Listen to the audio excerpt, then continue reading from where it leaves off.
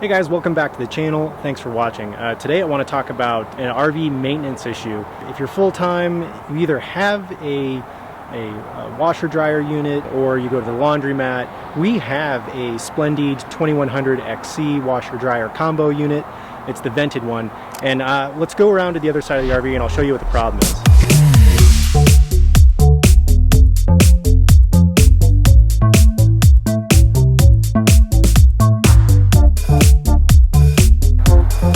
So here's the vent to the outside, and we are getting like zero airflow through there. So zero airflow means that the clothes just aren't drying, and we're putting the dry cycle on twice for like 40 minutes each. It really shouldn't take that long. It didn't when we first got it, and so I want to show you how to resolve that issue. There's a number of tutorials on YouTube talking about putting it on different like cleaning cycles just to clean out the machine. I've tried that, it has not worked, but I'll show you what has worked and the mod that I made to make this process a lot quicker. Alright, so come inside, I'll show you what I did. This is our 2016 Highland Ridge Open Range 376 FBH that we have done a lot of modifications to. One of which was the adding the washer dryer combo unit. It's the vented unit. It has worked great, but there are a few annoying issues with it, and I'll show you that. So here's where the Splendide washer dryer unit is located. So for this, we're gonna have to take it out. The laundry is starting to pile up, so we definitely need to get this done so we can get some laundry on today. These combo washer dryer units, they're fantastic, but the load capacity is on the smaller side. We're a family of 4, and if we do a load at least every other day, we can usually stay on top of it, but if you don't, it starts piling up pretty quick. Okay, for this project you will need a flat and Phillips head bit, and that's really about it. So right now I'm just disconnecting the vent portion so I can pull the washer dryer away from the wall. So this is what the back of the washer dryer unit looks like.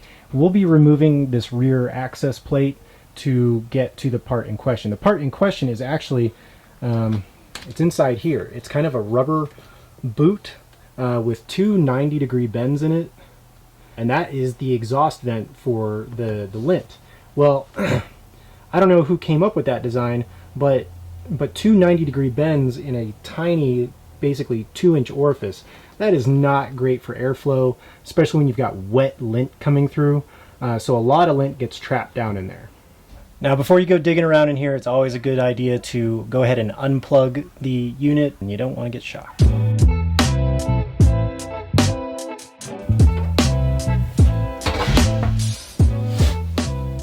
Okay, so now that the rear access plate is off, what you're going to be going for is this fitting right here. Let me show you. So it's kind of got this accordion ribbing in it.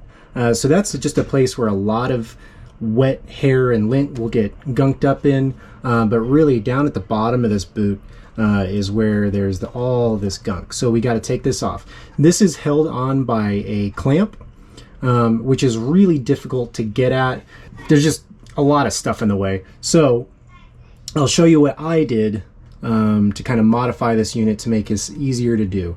I actually don't have to pull this washer dryer unit all the way out in order to access it, because what I did is I cut a hole in the side of the sheet metal on the side of this unit. I do not recommend doing that. You will definitely void your warranty. This thing was out of warranty, so I felt pretty comfortable doing it. So while you're back here, now is a good time to go ahead and make sure that the ductwork going from the washer dryer unit to the outside of the rig, there's no holes in it. When we travel, it's like a 7.0 earthquake on here, so you just got to make sure that everything's taped up real well. And for God's sake, stop using duct tape. I don't know who still uses that stuff, but it's worthless. For this application, I would definitely stick with AC work duct tape. So as you can see right here,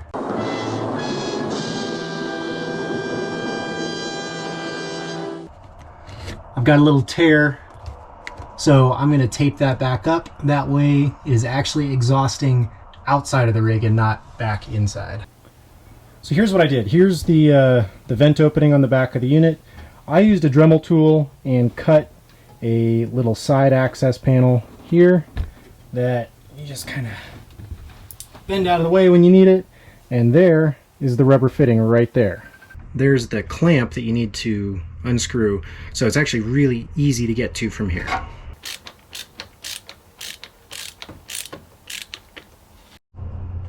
Okay, so when you get this clamp undone, you kind of just slide that boot off of that outlet and just pull it to the side a little bit, and let's see what comes out.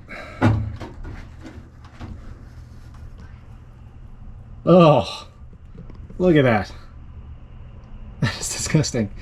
Okay, so you can see why there was not a lot of airflow in there. This is like just damp hair and lint. That is really gross. Honey, I got something for you. Ew. Is that from the washer dryer? Yeah. Ugh.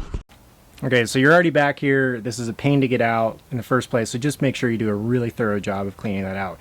Because honestly, I should probably be doing this once a month. I do it maybe every 2 months. But it just makes the dryer run so much more efficiently. So all that's left now is to put that rubber boot back on, tighten up the clamp, and then slide the washer dryer unit back into place and plug it in, and you're good to go.